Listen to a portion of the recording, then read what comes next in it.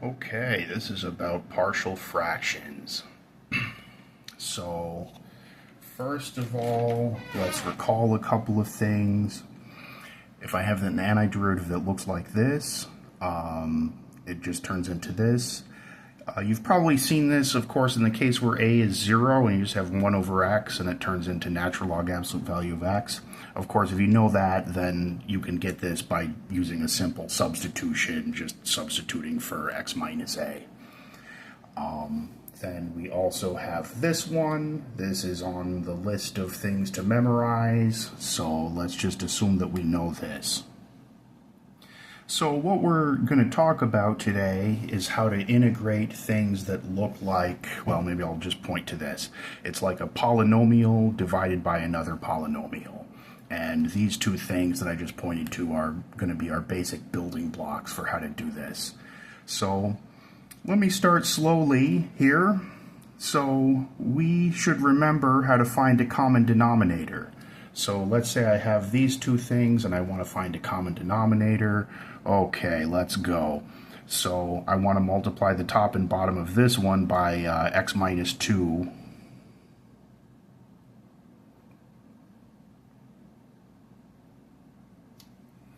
And I want to multiply the top and bottom of this one by x minus 1.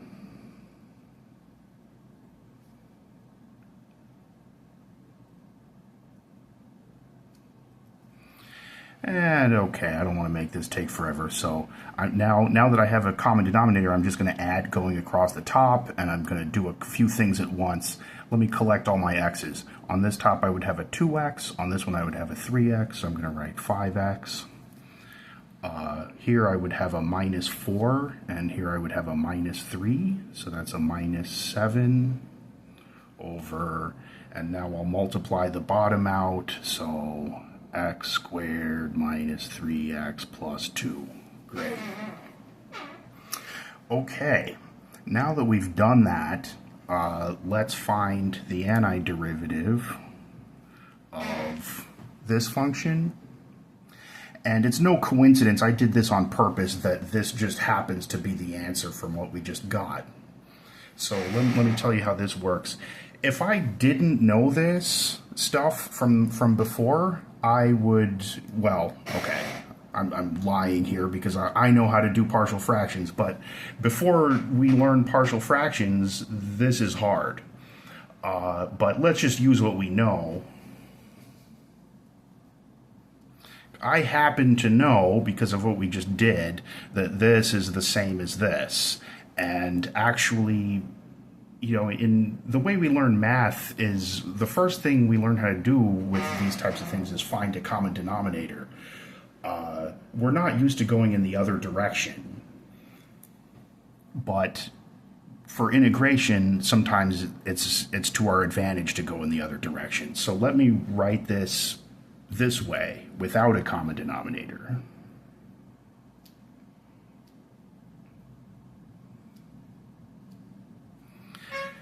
Now it's easy.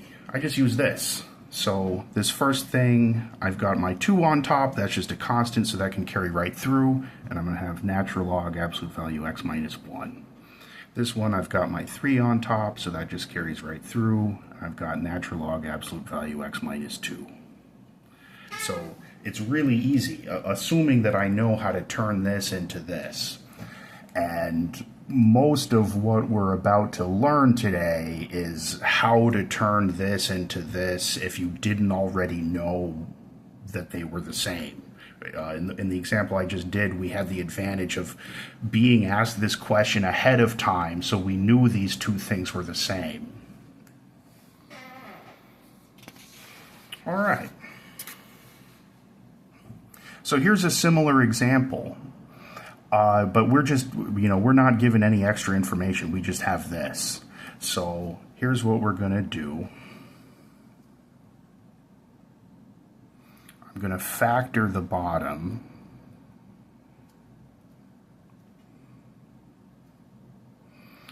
This is x minus 4, x plus 2. Now, I would like to break this fraction down Here, I'll write the factored form.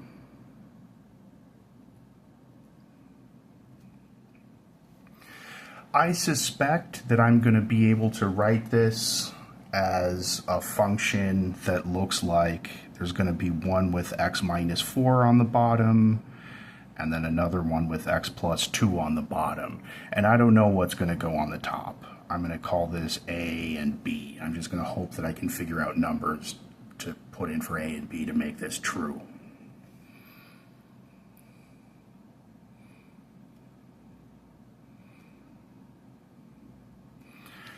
Okay, let's try to do that.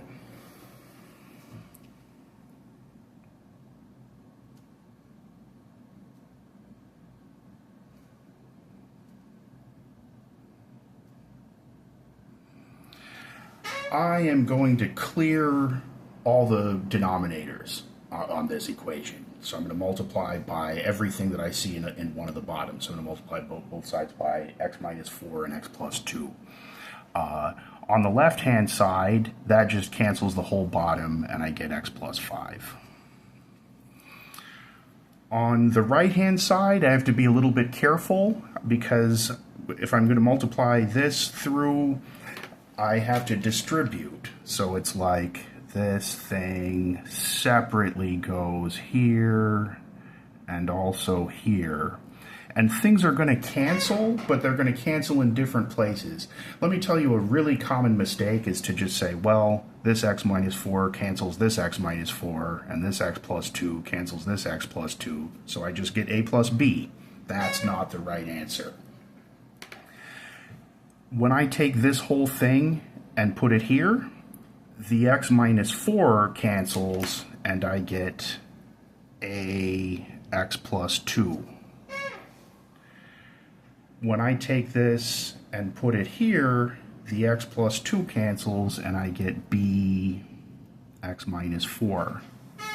So different things cancel in different places, different things are left over in different places, so that this is a really easy step to make a mistake, but we did it right. Okay. What we're trying to solve for A and B. And the thing is, this equation, if we're going to find valid values for A and B, it has to be true for every value of x. So what I can do is I can plug in convenient values of x.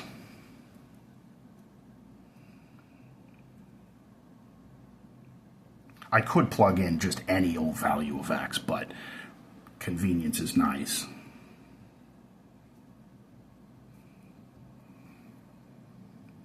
What do I mean by convenient? I'm going to plug in values of x that make things just disappear.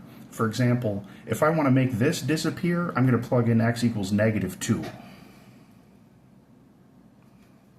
So I'll write both sides of the equation. So if x equals negative 2, I get 3 equals, okay, this disappeared, and this turns into negative 6b. So there we go. I'm making progress. We just figured out a value of b.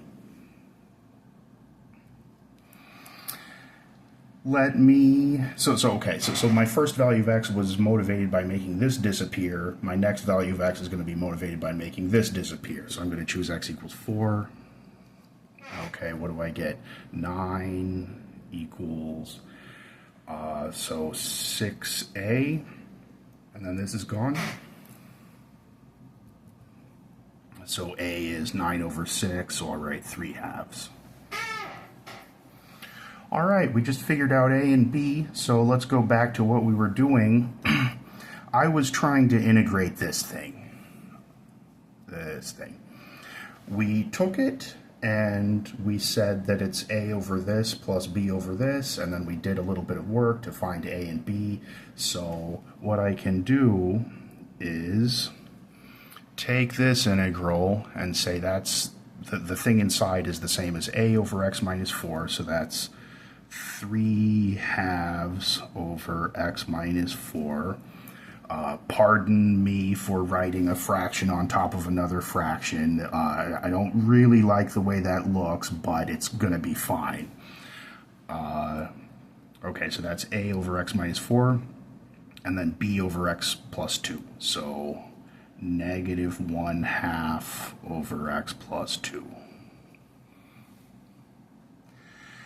And now this is easy. Now I am just using this thing. So the 3/2 carries right through. Natural log absolute value x minus 4. The minus 1/2 carries right through. Natural log absolute value x plus 2 plus c, and we're good.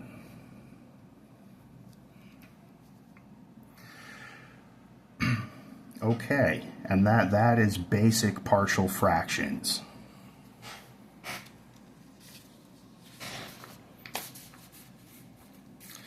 Let's do another one that looks very similar, but this is actually going to turn out to be pretty different. So, what did we do on the last one?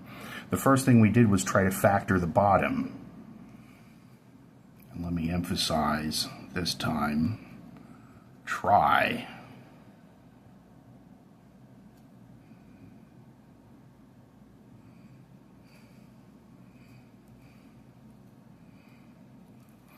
Well, so I try to think of two numbers that would multiply out to 5 and add up to 4, and we are going to have a lot of trouble doing that.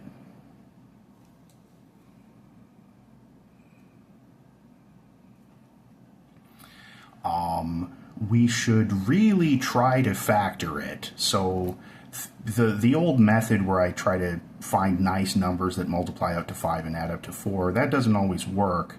Sometimes it still factors anyway, and you can try the quadratic formula.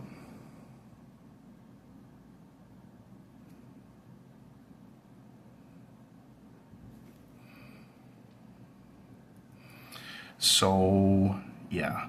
Negative b plus or minus the square root of b squared minus 4ac over 2a.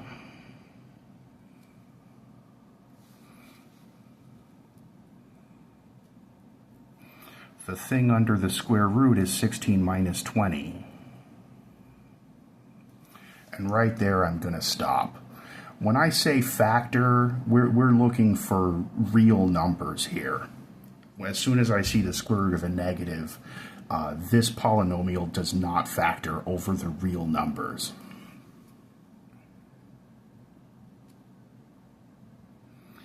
In Calc 2, we basically don't deal with complex numbers. When I say factor it, I'm not talking about finding complex factors.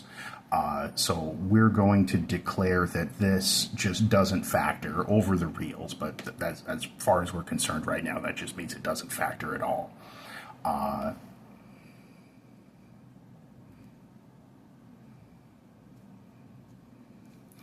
Okay, and that is the fundamental reason why this one is going to be quite different from the last one. What do we do now?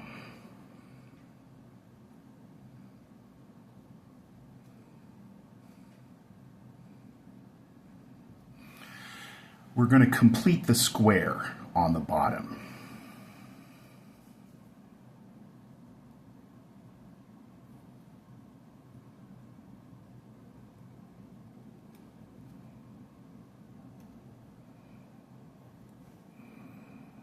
How does this go? I want a perfect square that's going to look something like this. I'll figure out what goes in these parentheses, and there's probably going to be something left over, so I'm probably going to have to add a number out here. So let's figure out what goes here. I want to get an x squared, so I'll put an x there, and then the way to figure out what goes here, the easy way, is to just take half of this number.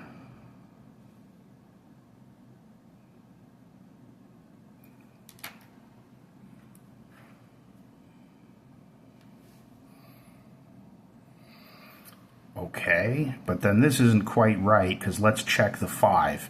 If I just, if I don't add anything here, this is going to have like a plus 4. That would be the constant term, but I want this to be a 5, so I've got to make up for the missing 1. So that's completing the square. All right.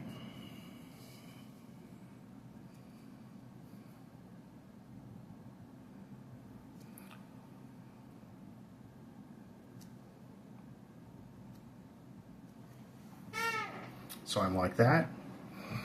Okay, I'm going to do a simple U substitution, or yeah, I almost forgot, I like to call it W, but W is, and this is sort of standard advice, this is like the inside of a composite function, so W is just x plus 2, dW is just dx, so that's going to be easy.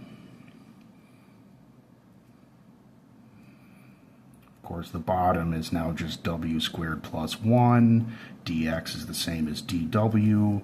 And now I'm wondering, what do I do with the top? Well, I can always do the thing where I solve for x down here and just replace x with that.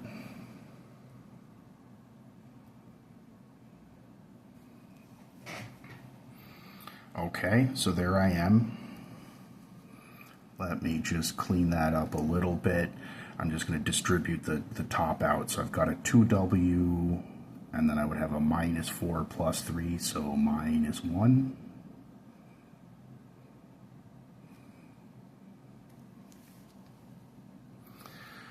Okay, so now what am I looking at?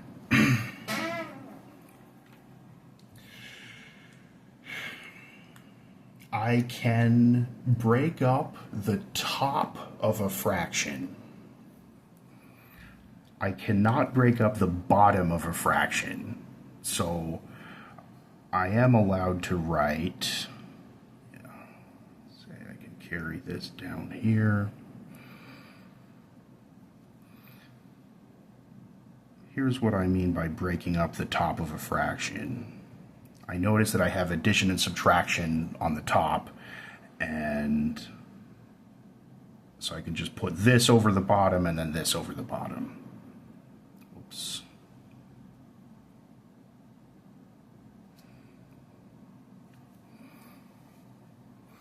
Okay, so where is this going? I look at these two things separately. That was the point of breaking it up. One of them, I can see right where it's going, actually, because this one looks like this. I've got W instead of X, and A would be 1, so this part is pretty much ready to go. This part maybe takes a little bit of work.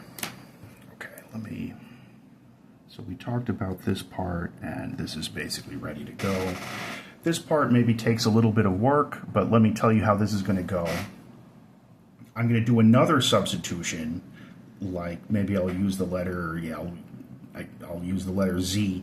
Z is just going to be the bottom, DZ is going to be the top, so this isn't going to be that bad.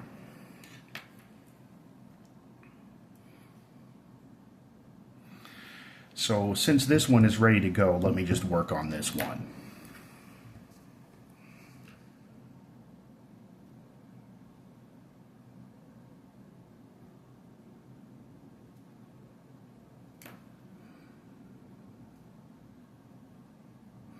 Like I said, we're going to let Z be the bottom.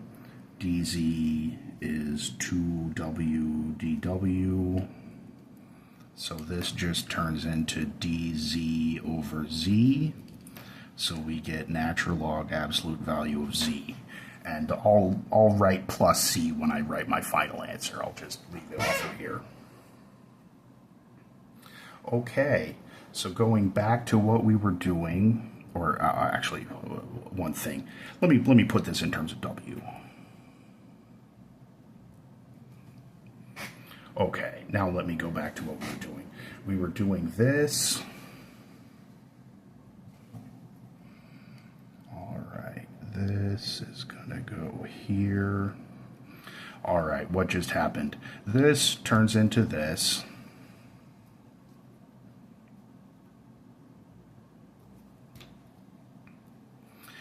This, we said, was good to go a second ago, and I'm just using this. So A is 1 and X is W, so this is just going to be arctan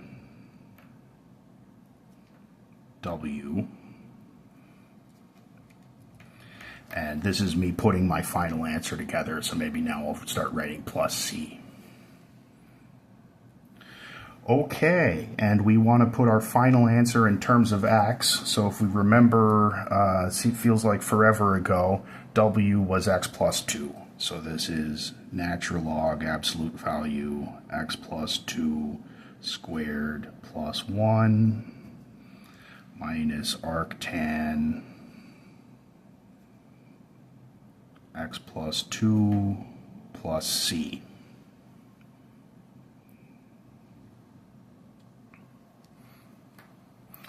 Okay, that feels like a lot, but these are basically always the same. In particular, when you have a quadratic on the bottom that does not factor, it basically always goes like this.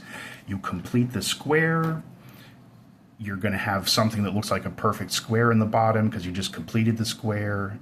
You let the inside of that be w, you make that substitution. You're going to get something that looks sort of like this. You're going to break up the top of the fraction. You're going to get two things like this. One of these is going to be ready to go, and it's always going to look like an arctangent. The other one is going to require a second substitution where you let z be the bottom the way that we did. Your answer for one of these should always look something like this form. There's going to be a natural log part and an arctangent part, and then those correspond to exactly when we went up here after we broke up the top of the fraction into these two parts. One of those ultimately becomes the natural log, and the other one ultimately becomes the arctangent. Okay.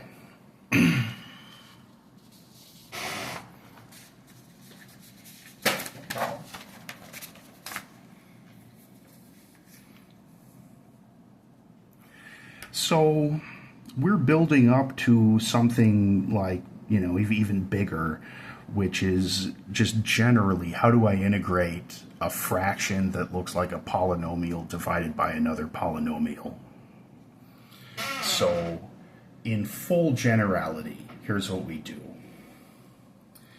If the degree on top is bigger or even the same as the degree on bottom, and the degree means the highest power of x, then we're going to do long division. And this is a skill from like pre-calculus or even before pre-calculus. I'll do an example like this in just a minute, but we're going to do long division. And after doing long division, the fraction part should have the top being a smaller degree than the bottom. So that's how we want, that's step one, is to get it like that. Get a fraction where the degree on top is smaller. And if it's not like that, do long division. Then we factor the bottom into factors that are either linear, like x minus 2, x minus 3, that's what I mean by a linear factor, or possibly irreducible quadratic factors. And irreducible quadratic factors are just ones that can't factor down into linear factors, like the one we just did, had an irreducible quadratic on the bottom. Step 3 is to find what we call the partial fraction decomposition. And I'm going to tell you what that means in just a second, but just real quick, I'm just pointing to the very first example that we did today, this one, where we had to take this and turn it into that. This is an example of a partial fraction decomposition. But in general, partial fraction decompositions are more complicated. I'm going to tell you in full generality what it is in just a second. That's why there's a star here. I'm about to explain. And then step 4 is to integrate. So, all right, going back to what is a partial fraction decomposition, let me tell you. So this is going to look a little scary. In practice, we're not going to do a lot of examples like this all the way through. But in full generality, here's what a partial fraction decomposition is. And this is assuming that we've already done step 1. So I'm going to assume that the degree on top is smaller than the bottom. So I have f of x over g of x, and I'm assuming that the degree of f of x is smaller than the degree of g of x. The partial fraction decomposition is going to be the sum of a bunch of fractions. And again, a simple example is like I've got a number over x minus 4 and another number over x plus 2. That's a very simple example. In general, when I factor g of x, the one on the bottom, I might have repeated factors, like x minus a to a power, like it could be x minus 2 to the third. If I see something like that, I'm going to have a bunch of terms in my partial fraction decomposition. I'm going to have one for every power up to p, which is this power. So I'm going to have a number over x minus a, and then another number over x minus a squared, and then another number over x minus a cubed, all the way until I reach x minus a to the pth power, whatever p is. What I do with a irreducible quadratic, so I might have an irreducible quadratic like x squared plus little ax plus little b to a power. An irreducible quadratic gets a linear top. So it's going to be like a degree 1 top. This has x to the 1. So it's going to be a number times x plus another number. And the pattern the pattern is sort of similar to the above, which is that I'm going to have every power starting with like the power 1 on the bottom, and then I'm going to have a power 2 on the bottom all the way up to a power p, where p is whatever this is. Okay, let's do an example of that.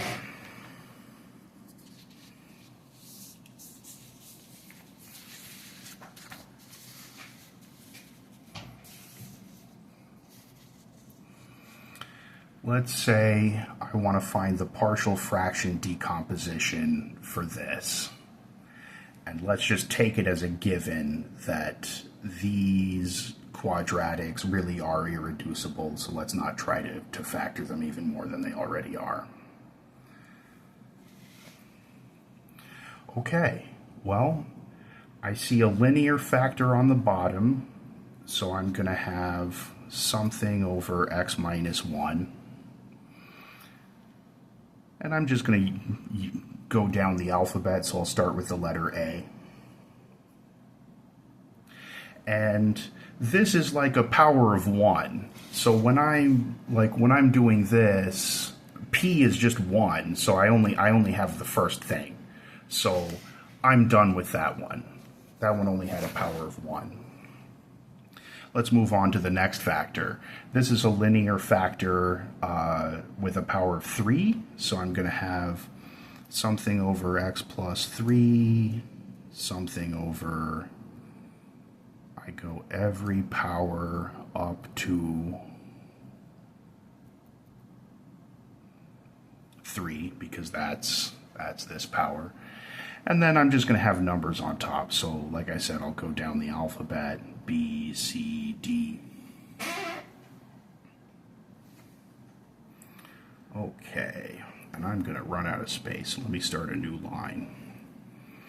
So moving right along, now I have an irreducible quadratic, and this one just has a power of 1, so this is only going to be one term. I'm just going to have something over x squared plus 2x plus 2. What goes on top of a quadratic factor is a linear thing, so it's going to be a number times x plus another number, and I guess I'm on the letter E, so E times x plus f. And this was only a power of 1, so I only need this. Okay, finally I've got this. This one is squared, so I'm going to have one thing that's just like this, and another one that's squared.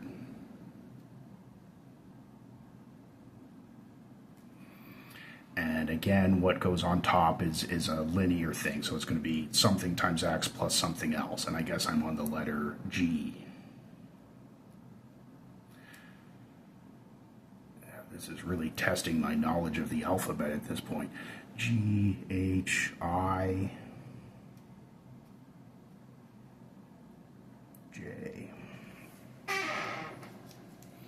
And that's the partial fraction decomposition.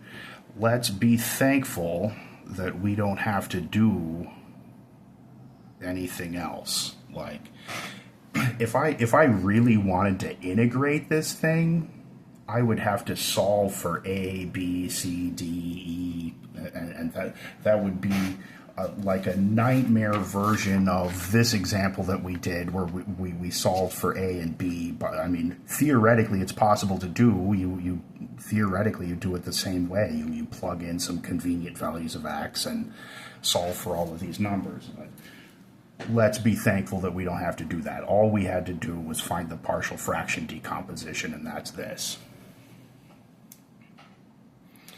Okay.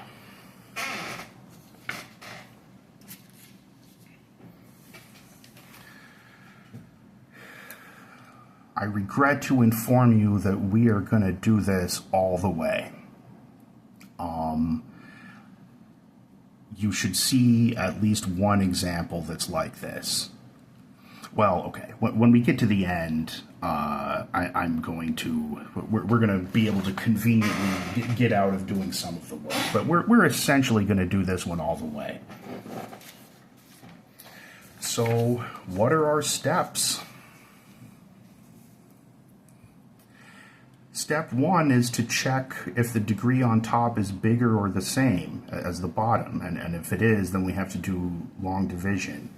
And so we're going to have to do long division. The degree on top is 4 and the degree on the bottom is 3.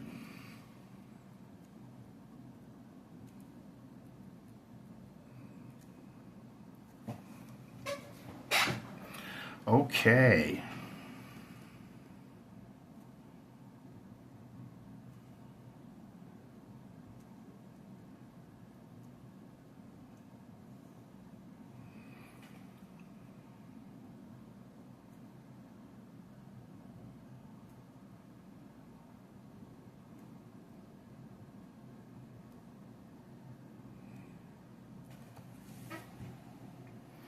How does this go?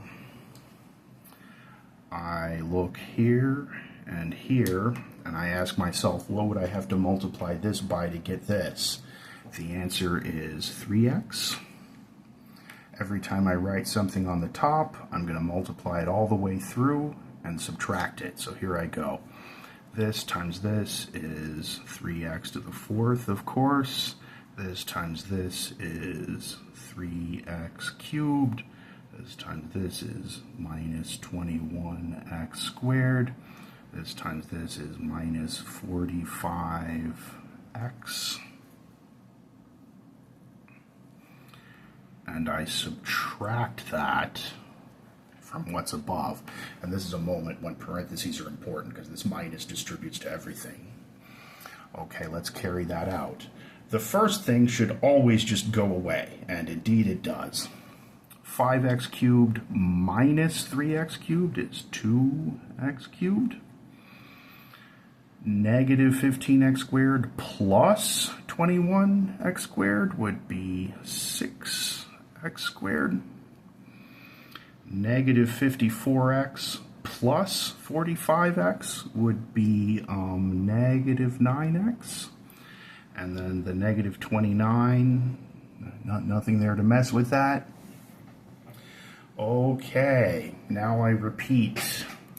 I look at this and ask myself, what do I need to multiply this by to get this? The answer is 2, so I put a new thing on the top. And every time I put a new thing on the top, I take that and multiply it all the way through, and I write that down here, and I'll subtract it. So here I go.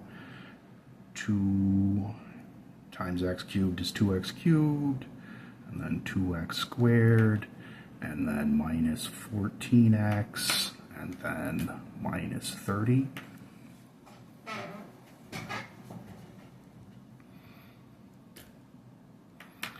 I subtract that. The first thing always goes away. 6x squared minus 2x squared, 4x squared.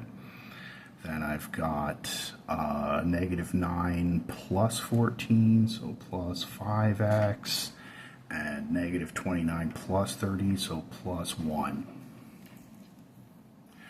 Okay, thankfully now we get to stop doing long division. We stop once this degree is smaller than this degree.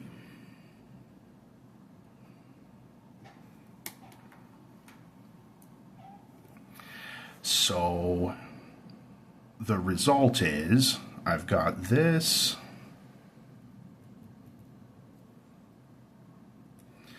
This is my remainder.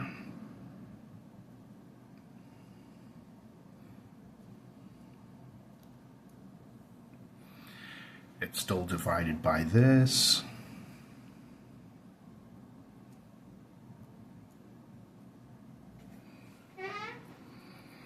And just to be clear, this thing that we started with is the same as that. So instead of integrating this, we're going to integrate this. We're not quite ready to go. Although I should point out that parts of this are easy. I could integrate this right now. I could integrate that right now. This, not so much. This is going to take some work. Okay, so we just did step 1. We did long division. What's step 2? I want to factor the bottom. And of course, I just mean like the thing that's still a fraction. So I want to factor the bottom into linear and irreducible quadratics.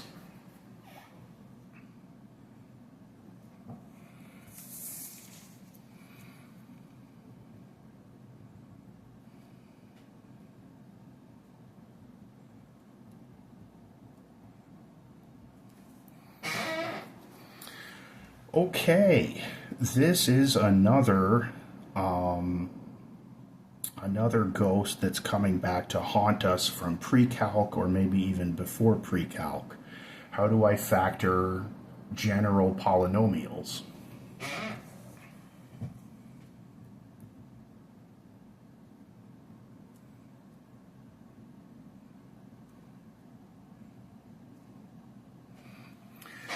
You check for rational roots. This is called the rational root theorem. The possible rational roots are going to be, these are all going to have a plus or minus, and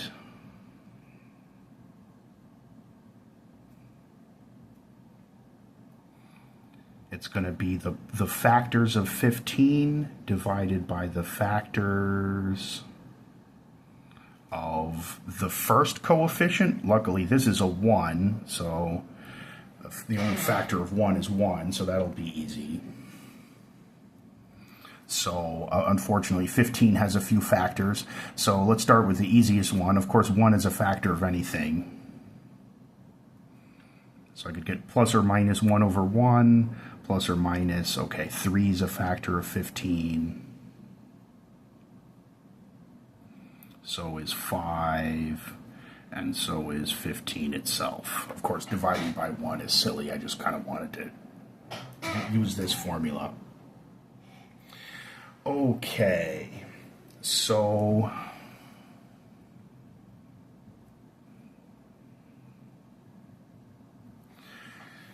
let's check whether one of these things is a root. So I just picked the first one, and I went with positive 1. I could have also went with negative 1.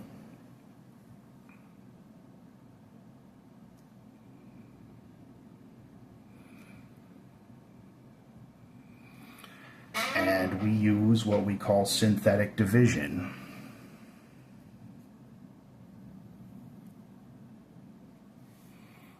So I put the root that I'm checking here. I put the coefficients here.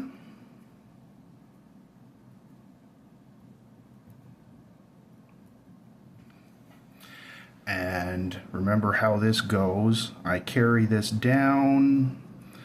Every time I write a number on the bottom, I multiply this times this and write the result here. I add. I multiply this times this and write the result here. I add. I multiply this and write the result here. I add. And then I cry because I was hoping that this would be 0.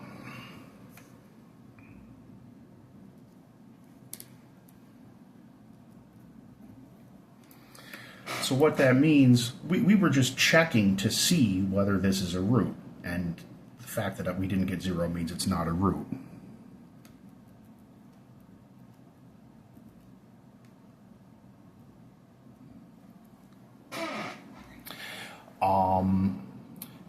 So let me,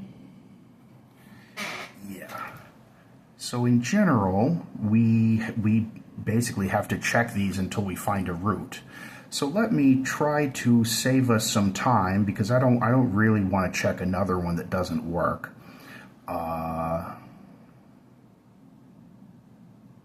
Yeah, okay. I think I just figured out in my head one that works. So let's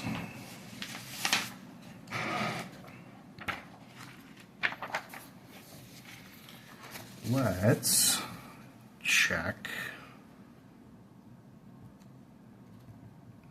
x equals 3.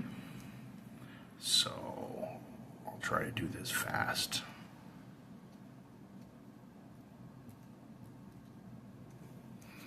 Okay, we do the same thing. This comes down, multiply this times this, add, multiply this times this, add, multiply this times this. Yay!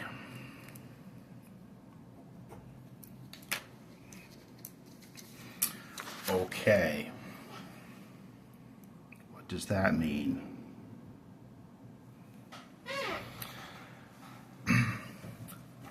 The thing we were trying to factor, x cubed plus x squared minus 7x minus 15 equals, okay, we found a root. The root was x equals 3, so there's going to be an x minus 3, and then there's going to be another polynomial whose coefficients we get off of this.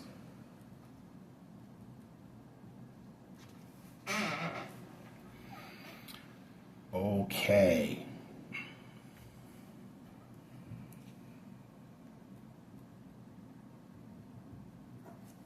Of course, when we're doing step 2, when we're trying to factor this, I want to factor this all the way. And that means I want to factor into linear factors like this and irreducible quadratic factors. So we should think to ourselves, is this irreducible? We did this one earlier today.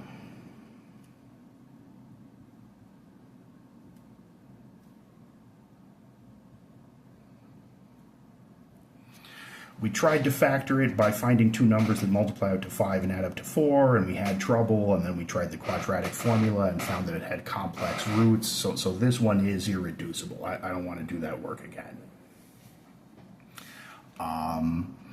Okay. So we successfully factored the bottom into a linear factor and an irreducible quadratic. Step 3 is find the partial fraction decomposition. And so going back to the big picture, we had this, we did long division and turned into this, and we've just been working on the fractional part. So I'm going to write the partial fraction decomposition of this.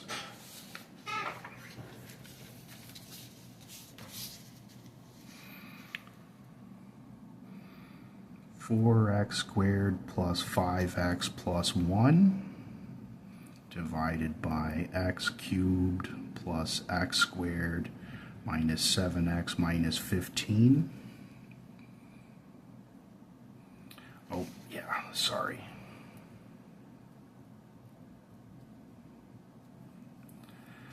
I probably should have went right to write the factored version of this.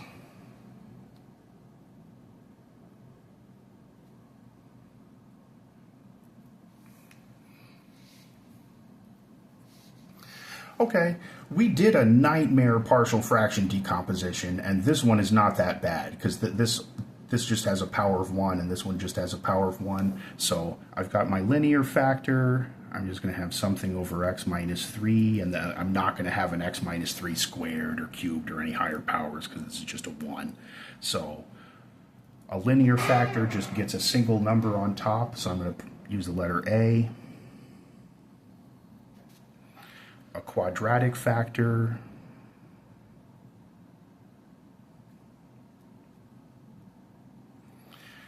just gets something linear on top, so I'll write bx plus c. Okay. And we want to solve for a and b and c. So I am going to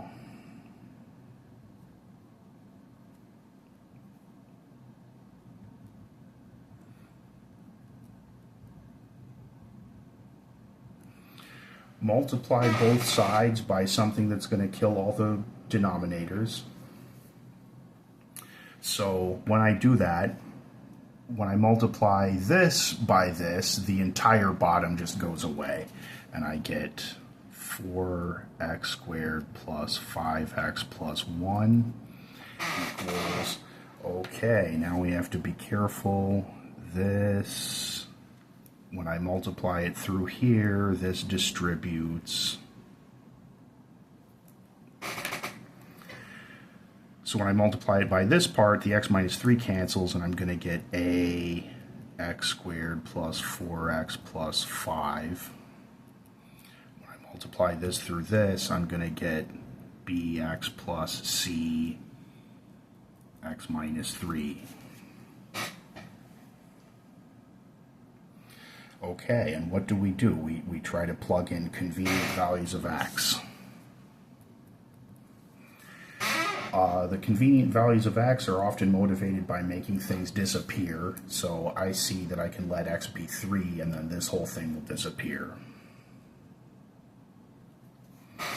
So I get 4 times 9, so 36 plus 15 plus 1 equals a times 9 plus 12 plus 5.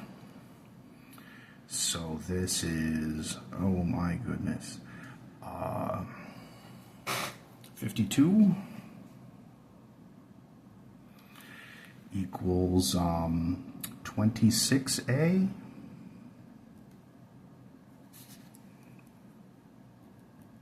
So that means a is 2. All right. Making progress. Let's plug in another value of x.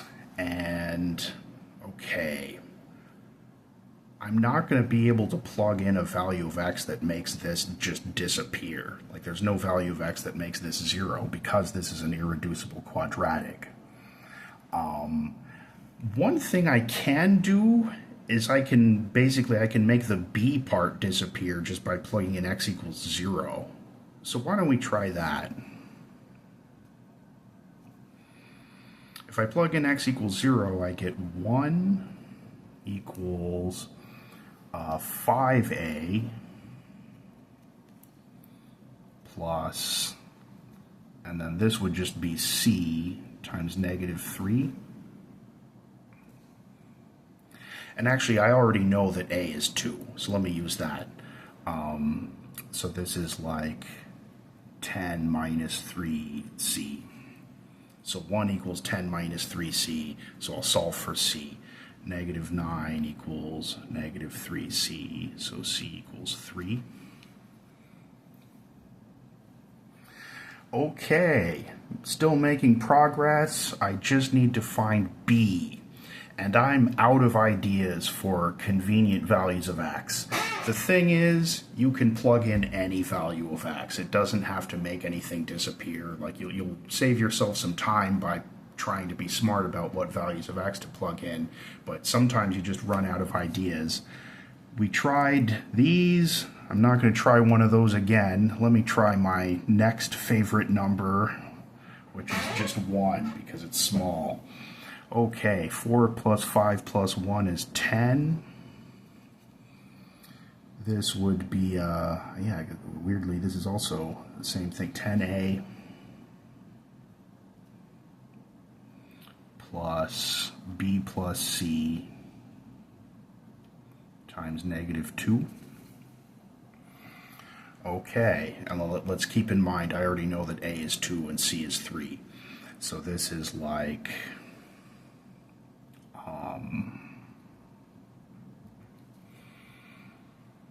20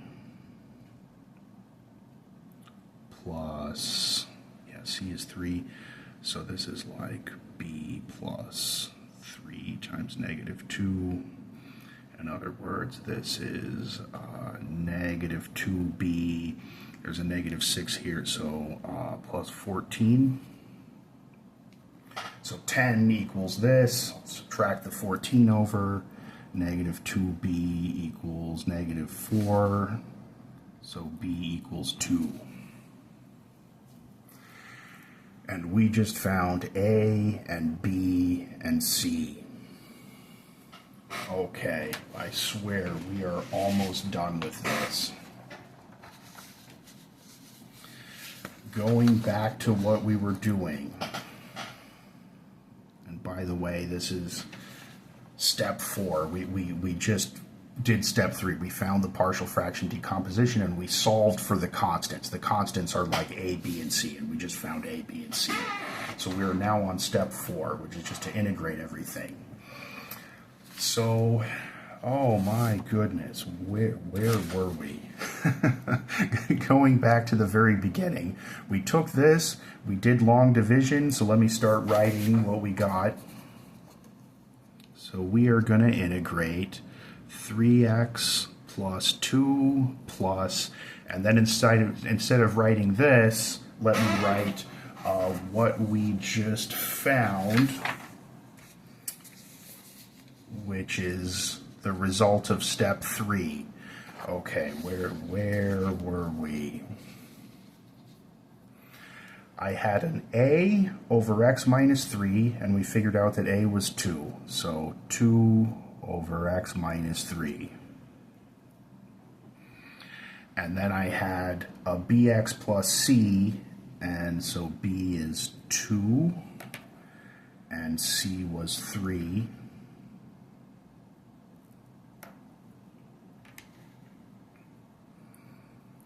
Over, yeah, x squared plus 4x plus 5. And that is what is left for us to do. Okay.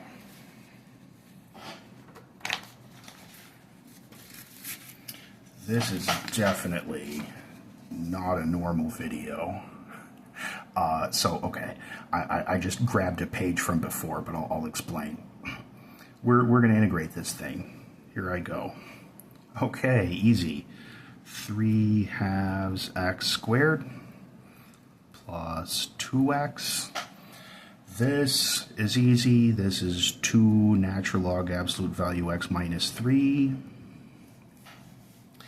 This could be a pain, but I rigged it so that this is one that we already did, or like this is like the second or third example that we did today, where I was showing you how do you integrate something that has an irreducible quadratic on the bottom.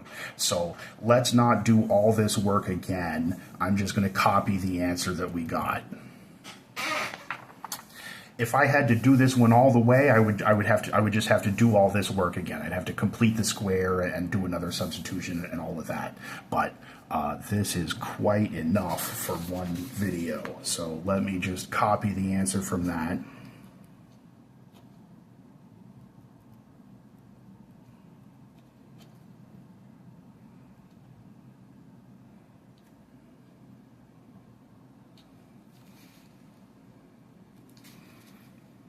let's see.